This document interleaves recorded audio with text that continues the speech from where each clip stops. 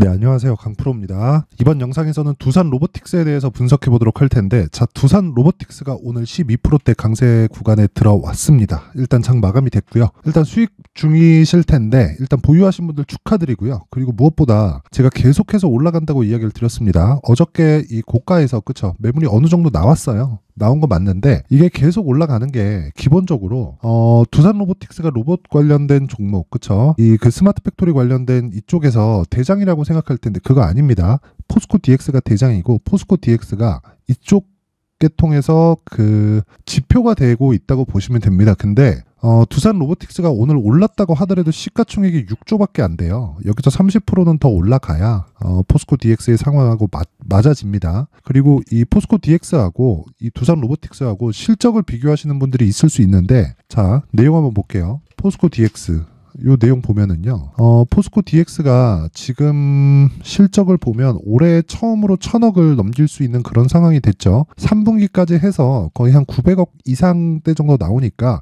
4분기 실적까지 더한다면 한 1000억 이상이 나올 겁니다. 계산하기 쉽게 1000억 잡고 지금 시가총액을 한 여기 8조 8천억, 그쵸? 한 9조 전후니까 1000억에 9조 잡으면 PER 90배예요. 90배. 이거 제가 이렇게 이야기를 드릴게요. 배터리 아저씨가 이렇게 이야기를 해요. 에코프로나 에코프로 BM, 그쵸, 이쪽이 내년만 가더라도 PER이 30배대로 떨어진다, 그쵸? 지금 이 가격을 유지했을 때 그래서 싸다, 이렇게 얘기를 합니다. 자, 그러면 이걸 그대로 제가 치환해서 이야기를 드릴게요. 에코프로를 한번 보면 어떻게 되냐면요, 지금 6천억이잖아요. 그쵸? 6천억이고 PER 기준에서 본다면 74배입니다. 74배. 여기 나와 있는 게. 근데 이거 그냥 계산하기 쉽게 한번 볼게요. 5천억에 20조 한번 잡아 보겠습니다. 왜 그러냐면 5천억에 20조 정도 하면 이게 어떻게 나오냐면요, 시가총액은 변함이 없고 더블 카운팅 이슈가 아마 희석이 될 수 있는 그 정도의 지금 밸류에이션이 나올 거예요. 그러면 5천억에 20조 하면 몇 배죠? 40배예요. 40배. 그쵸? 자, 근데 이게 곱하기 2를 했을 때, 왜? 고가가 150만 원이니까, 그쵸? 곱하기 2를 하면 에코프로는 80배가 되죠. 80배. 자, 그러면 지금 한미반도체를 가지고 이 배터리 아저씨가 자꾸 까는데, 이 배터리 아저씨가 인기가 많으니까 제가 그 이야기가 왜 틀렸는지를 이야기를 드리는 거예요. 자, 잘 생각해 보세요. 한미반도체 PER을 생각해 보면 거의 한 60배 정도가 나옵니다. 비싼 거 맞아요. 근데 주가가 왜 안 빠지는 줄 알아요?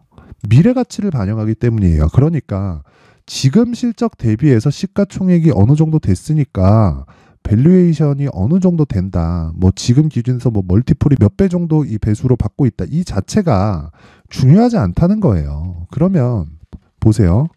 포스코 DX, 그쵸? 여기 있는 포스코 DX도 그렇고 그리고 두산 로보틱스도 그렇고 뭐가 중요하다는 겁니까?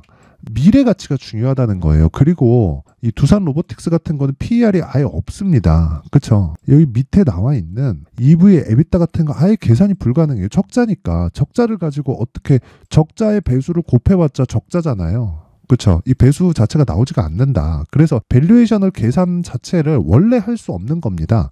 주식시장에서 적정 가치를 찾을 수 없는 것과 같은 이야기를 드리고 있는 거고, 그러면 두산 로보틱스가 지금 올라가고 있는 게 이해가 되죠. 미래 가치를 반영하니까. 근데 그 미래 가치를 정확하게 산정할 수 있는 사람이 누구도 없어요. 뭐 외국계 증권사에서 뭐 전략실에서 뭐 어떤 계산법을 가지고 한다고 한들 적정 주가 자체는 정확하게 구할 수가 없습니다. 그래서 제가 말씀드리는 거예요. 어떤 식으로 보셔야 되냐, 요 내용을 계속해서 이야기를 드리는데, 자, 상장 시점에 보세요. 상장 시점에 흥행에 성공을 했어요. 그러면 이때 시장이 안 좋았고, 시장이 안 좋았기 때문에 고가 매물이 나올 수밖에 없었던 거고요. 그래서 빠졌습니다. 그래서 바로 올라갈 때는, 시장이 좋았을 때는 IPO고 나발이고 간에 그냥 바로 땡겨가지고 올라가는데, 이때 당시에는 10월 달에 시장 많이 빠졌잖아요. 굉장히 안 좋았잖아요. 그쵸? 그러면서 어떤 상황이 벌어진 겁니까? 요거 보세요. 요거. 그쵸? 고가에서 한 50% 빠지는 상황이 벌어진 거예요. 이때 제가 그렇게 이야기를 드렸었거든요. 이때 제 한 10월 달에, 그쵸? 두산 로보틱스 상장 이후에 제가 영상을 한 두세 개 정도 찍어갖고 올려드렸어요. 하락할 때 어느 정도 선까지 갔을 때 이렇게 저렇게 대응하면 된다.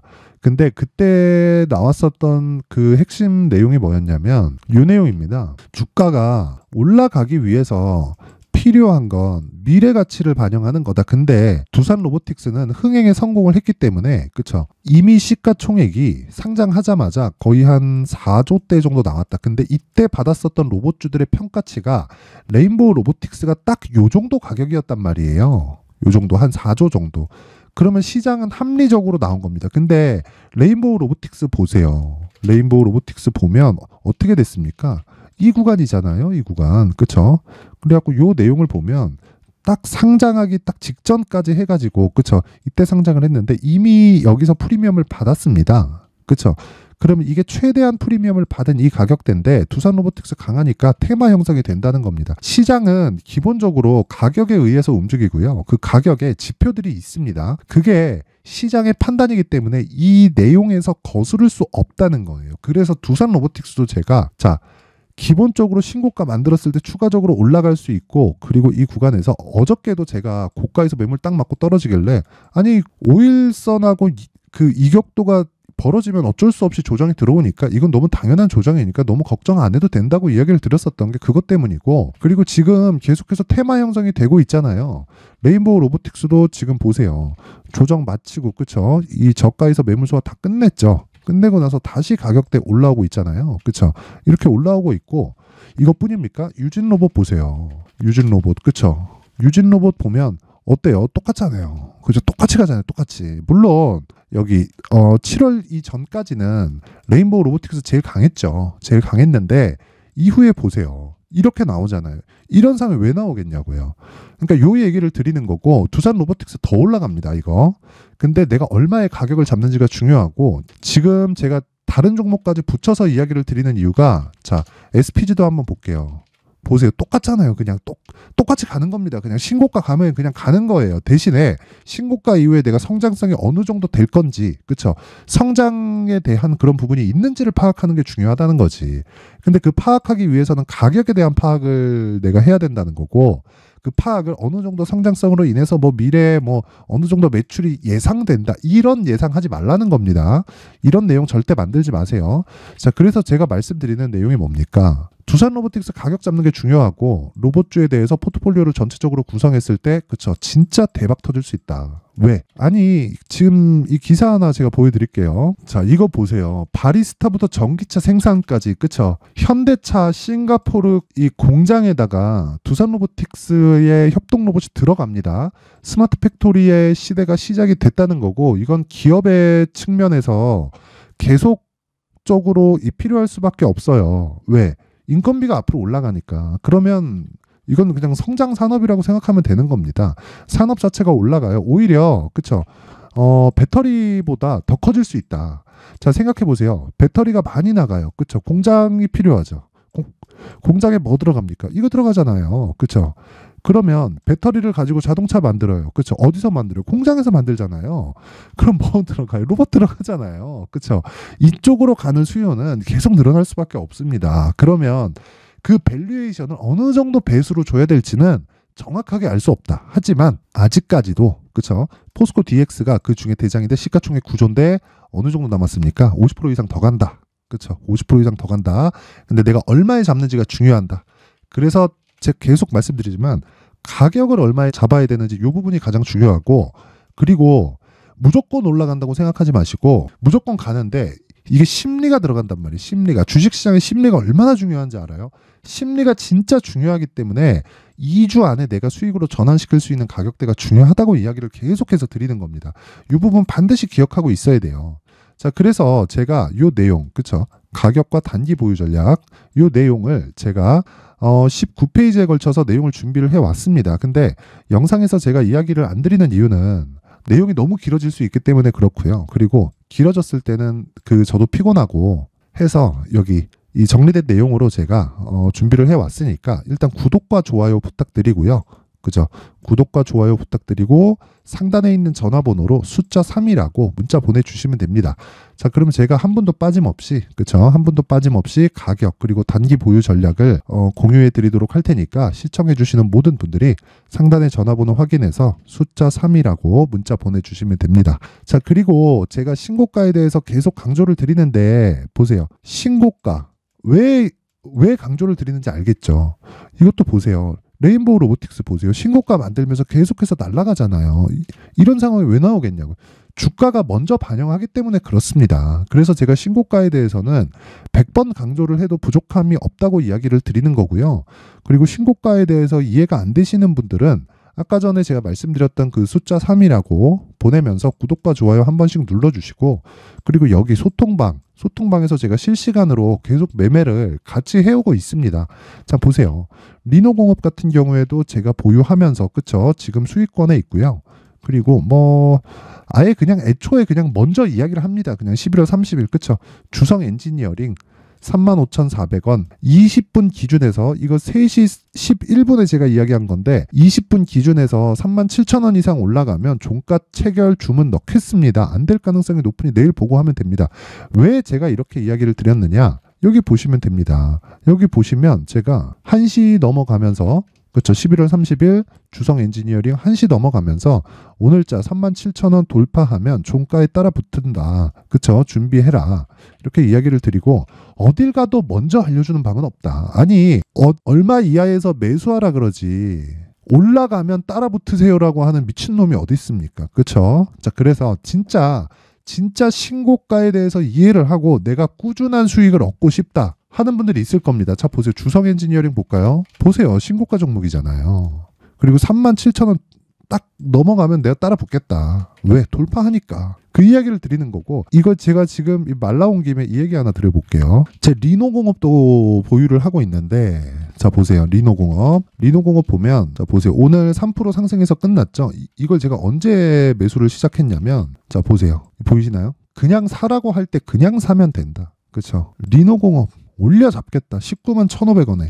언제? 11월 28일 날. 자, 보세요. 이 얘기를 하니까 리노공업 보유 오늘 신규 아직 없습니다. 이거 오늘이거든요. 자, 리노공업 700주 보유 6% 익스런 감사합니다. 더 가지고 가라. 이거 700주면요. 대략 한 20만 원 잡았을 때 1억 한 3천 4천 정도 되는 겁니다. 700주 그냥 더 가지고 가세요. 매도 구간 내가 잡아주겠다. 자, 올라가는데 약수익으로 끝나지 않는다는 거죠. 왜? 신고가를 갔으니까 돌아올 수 없는 강을 건넌 거예요. 그래서 신고가 매매가 중요한데 신고가 매매가 상당히 까다롭습니다. 매매하기가 상당히 어려워요. 그래서 내가 두산 로보틱스 같이, 그쵸, 막 급등락이 크고 근데 성장 산업인 것 같은데 막 잘못 물리면 막 10% 15%씩 물려갖고 막 스트레스 받아, 이러신 분들이 있을 겁니다. 근데 진짜 막 가격대에 대해서 잘 못 잡겠다 하시는 분들은 소통방으로 입장하시면 되고요. 무료로 제가 공개를 하도록 하고 대신에 딱 1000분까지만 받도록 하겠습니다. 뭐 긴 말 드리지 않고 구독과 좋아요 눌러주시고 상단의 전화번호로 참여라고 문자를 보내주시는 분들에 한해서만 제가 소통방 입장 링크를 순차적으로 제가 공유를 해드리도록 할 테니까 오셔서 딱 그냥 똑같이 하세요. 그리고 궁금한 거 물어보면 되니까 오셔서 뭔가 응용하려고 하지 말고 그냥 똑같이 하세요. 똑같이. 내가 다 검증하고 나서 지금 이런 식으로 매매를 하고 있는 거니까 딱 오셔서 똑같이 매매를 하면 됩니다. 뭐 돈 요구하고 이런 거 없어요. 뭐 돈 충분히 있으니까 그런 걱정하지 않으셔도 되고 그냥 와가지고 같이 그냥 이야기하면서 매매하면 됩니다. 그리고 기본적으로 올라가는 종목이 더 갑니다. 강한 놈이 더 가요. 이유가 있습니다. 자, 그런 부분 반드시 기억하시고, 그리고 모든 분들이 성공 투자하셨으면 좋겠고요. 그리고 무엇보다 하나 알죠? 구독과 좋아요. 그쵸? 그리고 실시간 내용이 필요하다 그러면 참여라고 문자 보내시고요. 그리고 여기 정리된 내용이 필요하다 그러면 숫자 3이라고 문자 보내시면 됩니다. 당연히 구독과 좋아요는 필수로, 그쵸? 필수로 들어가고 이 세 가지 해봐야 돈 안 들어가니까 모든 분들이 제가 성공 투자할 수 있게 만들어 드리겠습니다. 자, 오늘 하루도 고생하셨습니다. 자, 이제 23년도 다 끝나가지만 매매를 하시면서 스트레스를 받으시는 분들이 있을 수 있습니다. 시장이 항상 그렇긴 하지만 그래도 제 구독자분들과 시청해주시는 분들을 위해서 앞으로 차기 주도주가 될 수 있는 대시세 종목을 준비를 해왔습니다. 단타나 짧은 수익만을 쫓다 보면요, 잦은 손절로 계좌가 망가지는 건 순식간이고요. 그만큼 수익하고는 거리가 멀어지겠죠. 장기간 유지하기가 어렵기 때문입니다. 결과적으로 주식시장에서 돈을 벌기 위해서는요, 어떤 계기를 만들어야 되는데 그 계기는 한 종목에 비중을 실어서요, 수익을 보는 것 말고는 없습니다. 쓸데없이 잦은 매매를 하지 말라는 이야기고요. 그리고 한 종목에 비중을 실을 수 있어야 된다는 겁니다. 그런데 이 비중을 실는 과정에서 성장 산업군에 대한 이해가 필요하다는 겁니다. 이 부분을 반드시 기억을 하셔야 돼요. 자, 이런 성장 산업에 대한 구조와 제가 앞서 말씀드렸던 신고가 그리고 선반영 구조에 대해서 이해를 했을 때 이런 매매를 할 수 있게 됩니다. 2월 7일 강프로의 대시세 종목으로 에코프로 매수가는 17만원 이에서 진행이 됐고요. 그리고 목표가는 50만원부터 자율 매도 구간으로 잡았죠. 예상 수익 범위가 200% 이상으로 되어 있는데 신고가 이후에 선반영 평균치가 200% 이상이기 때문에 그렇습니다. 자, 그런데 에코프로가 2차전지 양극재 기업이죠.